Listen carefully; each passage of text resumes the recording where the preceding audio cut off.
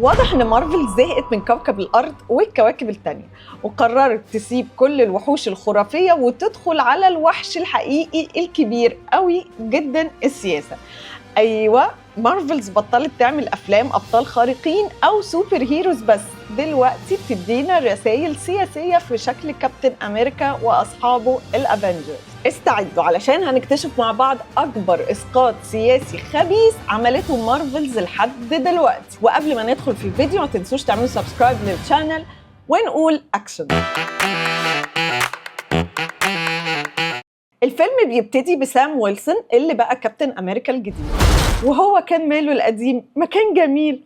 المهم، سام ويلسون لسه بيحاول يثبت نفسه ككابتن امريكا، واحد من الافنجرز او الابطال الخارقين في عالم متلخبط ومليان ازمات والدنيا بايظه. المفاجاه بقى ان فيلم كابتن امريكا بريف نيو وورلد العدو مش غزو فضائي ولا منظمه ارهابيه ولا اتحاد سوفيتي، لا، العدو المره دي ساكن جوه البيت الابيض نفسه. بنشوف في بدايه الفيلم ان الرئيس الامريكي الجديد واللي بيلعب دوره هاريسون فورد بيوعد الشعب بالسلام والوحدة والتقدم وكل الكلام الحلو ده، بس احنا حاسين ان الدنيا مش حلوة كده وفي حاجة مش تمام في الموضوع.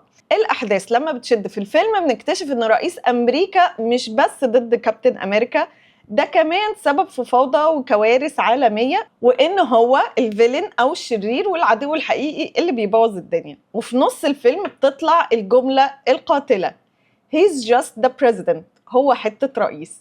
والله العظيم الجملة دي لوحدها عملت قلق أكتر من أي معركة في الفيلم، وكأن مارفلز بتقول لنا مش كل اللي لابس بدلة رسمية ليه هيبة أو ليه برستيج، ومش كل رئيس بيبقى بطل، وإن الشخص لو فقد الثقة حتى لو كان رئيس بيبقى ولا حاجة. Wait for it. بنشوف في الفيلم إن كابتن أمريكا الجديد مش مجرد شخص لابس بدلة خارقة وبطل بجناحات بتطير. كابتن أمريكا هو صراع بين الولاء لرمز الدولة والرئيس أو الولاء للشعب والإنسانية والسلام.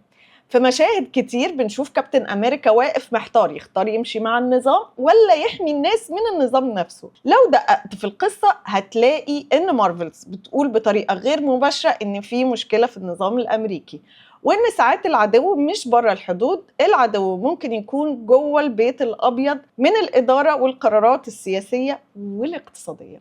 يعني فيلم كابتن أمريكا بريف نيو وورلد بيتكلم عن مشكلة فقدان الثقة في السلطة. Come and get me!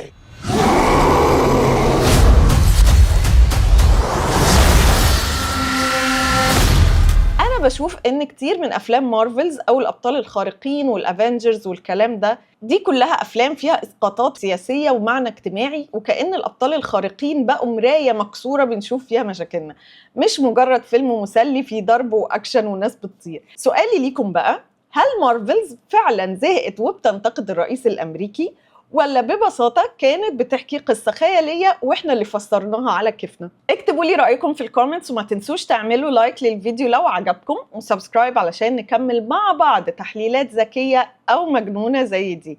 وكفاية كده عشان أنا تعبت.